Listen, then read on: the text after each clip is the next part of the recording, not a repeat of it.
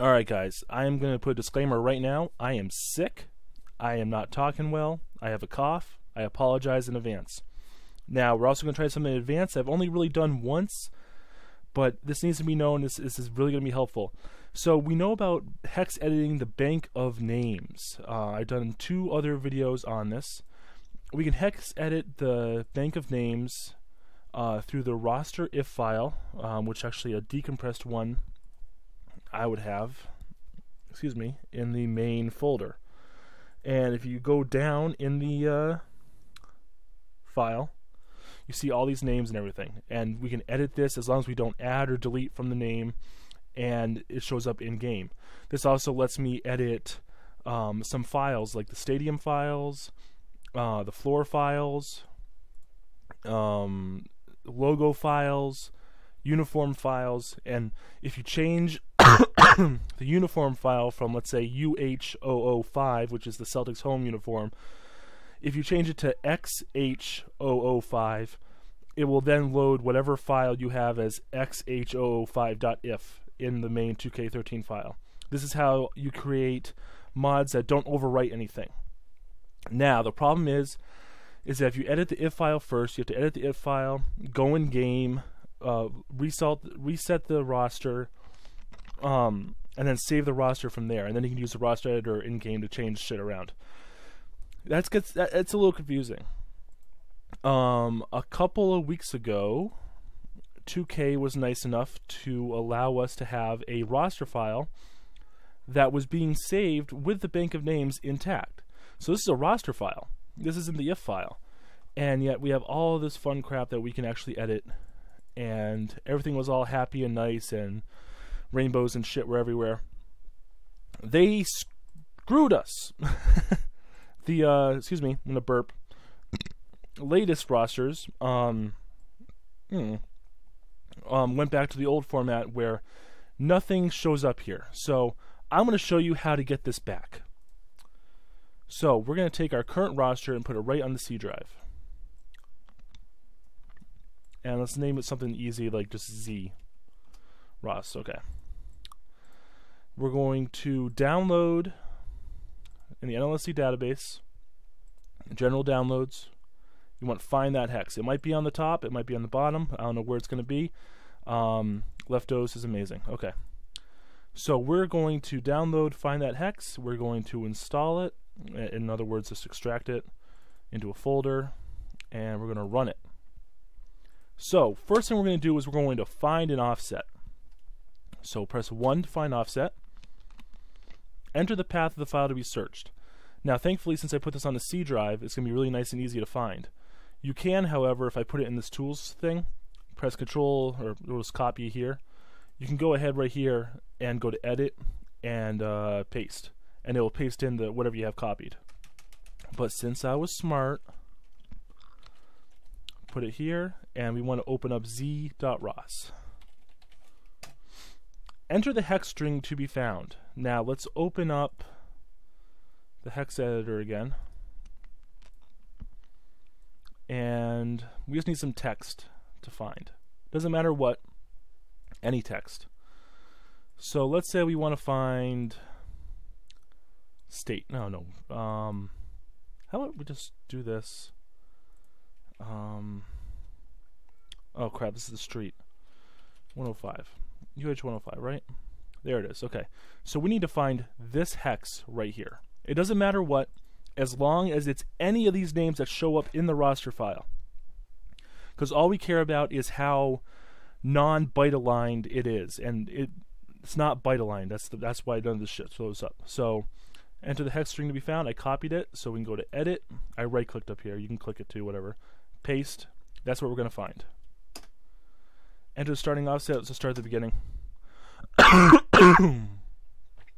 We got nothing to do. We can wait.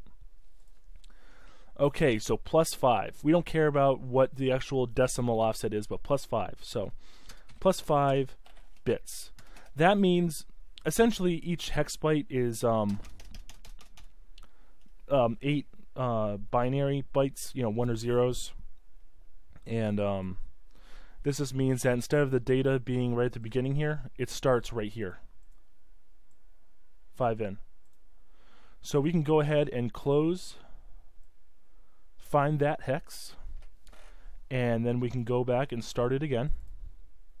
We're going to shift the file this time, so press 2. Path of the file to be realigned, C, boom, z.ros. Starting offset in bytes, we're going to do the entire file, because we're stupid. And the bit to start reading from, since we had +5 bits, we're going to do 5. It creates this z.ros shifted. And if we scroll down, look at that. We have all of our bank of names now editable and beautiful and everything. Now, something that I do personally, just to get around the keep my mod and the official updates from 2K, I actually swap out, well, that's a lot of stuff, all of the floors from FO to FM, so FM05, just, it's my own stupid thing. So okay, we'll replace all of that. I also have a custom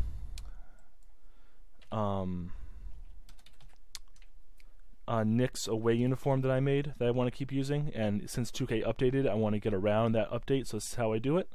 Okay. Now for people helping me with the NCAA mod, if you want to make logo changes and stuff, type in logo, and we can find all of these logos, and we can change what logo the team uses. We can change nicknames here. This is how we change the names of the teams, but remember, you have to keep it to 5 characters here.